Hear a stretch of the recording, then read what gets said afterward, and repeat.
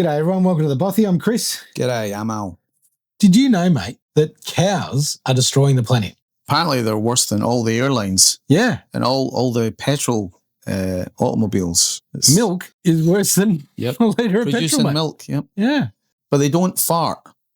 Well, They burp. they burp, yeah. They burp the methane back into the atmosphere. But I believe there's somebody we can have a look at now that has a different opinion. Yeah. A farmer scientist. Yes. Everyone, here's a video that runs for about 8 minutes, so it is quite long, but it's a farmer/scientists explaining the methane circle, and just goes to show you that what goes around comes around. Exactly right. And in this case, the circle of methane means that cows' production is pretty much zero. Yeah. All right. Check this out. Most climate scientists are not, in fact, scientists. They are activists. That's a pretty controversial statement, but I have proof. If climate scientists were truly driven by the accuracy of the information they present, they would not claim that my dairy cows are killing the planet. That is a lie that is deliberately ignoring science fact. We will get to the why. Why would climate scientists lie about my cows killing the planet? But first, let's examine the claimed carbon emissions from my dairy cows. Climate science claims that per litre of milk, the global average emission is 2.5 kilograms of CO2 equivalent per litre. To set that in context, a litre of petrol emits less carbon, they claim, than a litre of milk. If that does not ring alarm bells and send up some red flags for you, I'm not sure what will. When you put it in the context of other emissions, it becomes extremely clear right away that something is not right. Let me explain what that something is. The methane that comes from my cows, which climate scientists claim makes up about 50% of all agricultural emissions globally. So why do cows emit methane? Cows emit methane because they digest grass using bacteria. That all happens in their rumens. That process of breaking down cellulose and fibre that they otherwise couldn't digest emits the methane gas. And when that gas is emitted from the cow's mouth, it is counted in the calculations as a direct emission into the atmosphere. Counted in exactly the same way as releasing natural gas straight into the air from fossil fuels. Now that might sound logical up to this point to you. Both are the same gas, CH4, so both should be counted as an emission equally. However, the source of where that carbon in the CH4 came from is where there is the difference. And that is the big lie from climate scientists. CH4 from natural gas is a carbon atom that was locked away deep underground for thousands of years. The carbon in the CH4 which comes from my cows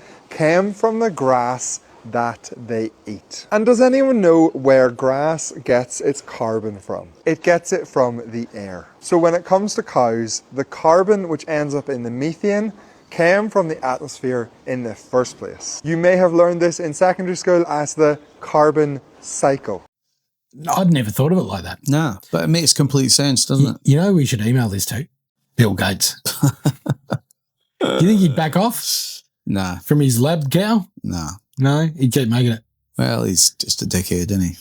There's got to be a scientific argument against this, unfortunately, but this guy makes perfect sense. He does. He does. The cows eat the grass. The cows burp the methane. The methane goes in the atmosphere. It breaks back down into CO2. Within 12 years or something. And it gets reabsorbed by the grass and they eat it again. Yeah. And it's a cycle. Yeah. There's no more being created unless we double the amount of cows on Earth. There's no more created. I know. Where's the danger? I know. It's crazy, isn't it? So how can it be creating 50% of emissions? When they first started talking about the cow emissions and stuff, and it's much, much worse than you think, and the cows causing all the methane and the greenhouse gases, I thought it was a bit strange, but I went, just dumb, just went along with it and thought, oh yeah, that must be true. The science has spoken. All right, let's get back to this. So far, we have carbon from the air, to carbon in the grass, to carbon in the cow's diet, to released as carbon in methane. The final piece of that cycle is that CH4, or methane, naturally breaks down to CO2 and H2O after about 12 years. So the carbon that was in the methane is then returned to CO2 in the air, ready to be absorbed by plants again, which are then eaten by my cows, continuing this cycle. So where's the lie? What is the claim made by climate con artists? Well, the climate con doesn't take any account of that cyclical process. They take their measurement at the moment the methane leaves the cow's mouth. They record what exits and never account for where it came from. That method of calculation makes sense for fossil fuels because they are deep underground and have been there for a very, very long time. But it does not make sense when you're dealing with a natural cycle like the carbon cycle. And cows are treated totally differently to the carbon cycle elsewhere in nature. The best example is us as humans. I am breathing in oxygen and emitting carbon dioxide. But that is not an emission. And the reason it's not an emission is because that carbon which I emit came from my food. And if it came from my food, it didn't come from fossil fuels, it came from atmospheric carbon. So it is logical, it is not counted. But they treat cows differently. Now, if you're a climate scientist or just someone who buys into this total nonsense, I know what you're screaming at the screen. You're saying, but methane is a much more potent greenhouse gas than CO2. And you're spot on. It's about 100 times more warming than CO2. However, that does not matter. I have a bucket. This is going to represent our atmospheric methane store. The methane which all of the global cows emit is rising at a rate of 100 methane atoms per hour. And the methane which is breaking back down to CO2 and water is doing that at 100 methane molecules per hour. And if that is the case, my bucket will never overflow. The amount of methane in the atmospheric store will stay the same. So the contribution my cow's methane emissions make to actual planetary warming on a stable animal population, which is what we have, is essentially zero. But it is counted in the calculations as an emission, a one-way, non-cyclical emission, exactly the same way as natural gas released from deep underground. It is not scientific, it is entirely false, and is absolute propaganda. He just makes more and more sense, doesn't he? It's just insane, mate. Yeah, it is. As soon as you see this explained, I know. He's either the best con man ever and he's convinced me, Yep. or what he's saying just makes perfect sense. Wait, you think he has to be the best con man ever to convince you? I know. No, he doesn't. He doesn't have to be his one at all. But you know what I mean? It's The crazy. bucket's never going to overflow if the same amount is coming back into the grass that is going out. But so many of us have just believed the bollocks they've just spewed to us. Yeah. And why do people believe that we should count methane from cows as the same as gas from under the ground? Because they just believe what the government tell them. Yeah. And the scientists tell them. Yep. But if they actually look at it, you know there was like heaps of scientists that disagree. Yeah. But you never hear from them. No. Because they don't have any funding. They don't have any... And any funding they did have has been taken away from them because they've came up against this brick wall that is net zero. Yeah. All right. And there are climate scientists who say this. There are climate scientists who say we need to address this and fix the calculation system. But it doesn't happen. So why does it not happen?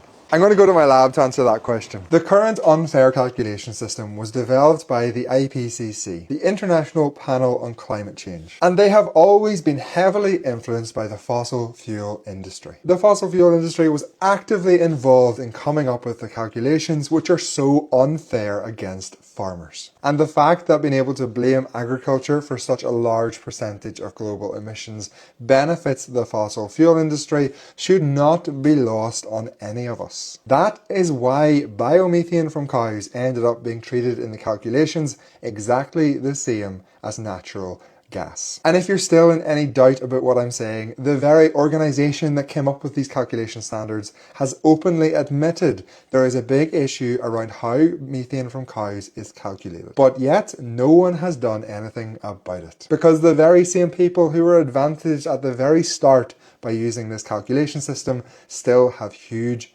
influence. Huge influence because they have huge amounts of money. So whilst the lobbying from the fossil fuel industry and the amount of money they have may explain the flawed calculation system, why do you not hear this from climate scientists? After all, scientists are meant to stick up for the facts. In my opinion, the reason you don't hear climate scientists speak out is because when they do, it ruins their career. And at the end of the day, what are they going to gain by standing up and speaking out? What do farmers have to offer a climate scientist who does that? We can't progress their career and we can't give them funding for research. All of the benefits for climate scientists align with playing along with this lie. But I do think people are starting to wake up. They're starting to realise how unfair the calculation system is. And the sooner that happens, the better. So what can farmers do to fix this? What can farmers do to save their industry from being sacrificed on the altar of net zero? Put simply, we can understand what is happening to us and we can refuse to comply based on the unbelievable unfairness in the calculation system. If all of us farmers understand the gross unfairness,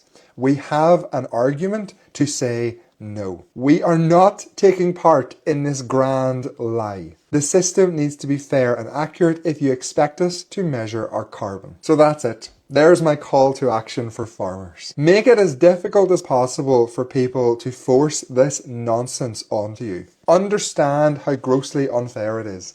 Understand that you're being used as a scapegoat by the fossil fuel industry and the aviation industry. And understand that the people who are meant to stand up for you are just falling in line for their own personal benefit.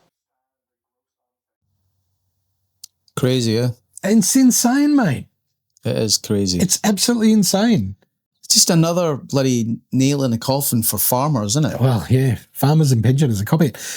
I keep coming back to, I reckon the millennium bug was a test. Yeah. Will people seriously spend money on this garbage if we say, oh, the millennium bug's going to blow up now? They've gone, right, next. Yeah. Climate change. Yep. Net zero. What can we push on them now? Yeah. Because it's not achievable. No. We can't get to net zero. We can't.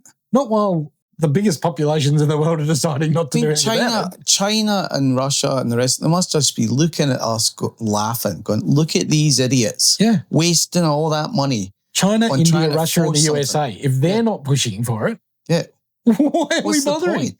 There are a lot of issues this world ours have. Sure, emissions is one of them. Yeah. But doing it this to the detriment of the humans on the planet isn't benefiting anybody. I don't understand why we could just spend how many trillions of dollars have been spent on green energy and the science behind it.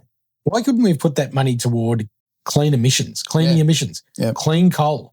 They say there is clean coal now. Well, Cleaner there was coal, talk of us, because we've got so much coal, it was like 15 or 20 years ago, they were talking about making a diesel out of the coal so they can like run their cars and whatnot. And I thought, well, it's still going to be dirty coming out the back of a diesel. But then you've got that other guy we spoke about in one of our episodes. It's like got a diesel car that can do like 100 miles on 1 gallon of diesel. Nobody wants to know it because, that's old, it's dirty, you can't have. But mate, if you've got a diesel car that can run 100 miles on 1 gallon, how is that not beneficial? Why can't they look at that? Well, Tucker Carlson spoke to that guy. Yeah. Yeah. Really smart guy. We all know why he won't get a look in. Yeah. The oil company's going, Yeah. you're going to cut our sales by. It's just insanity, isn't it? It is. It's just madness. Greed comes before everything. Everything. And like they all say, follow the money. Yeah, And exactly that seems right. to be exactly what's happening here as well. What we'd love you to do is prove him wrong. Give us a reason to doubt him because that is the most sensible argument I've seen on methane ever.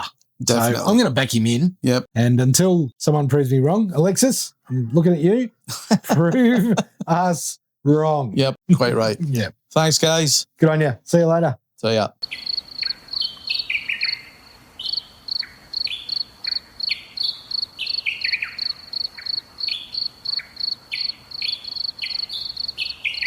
Absolute propaganda.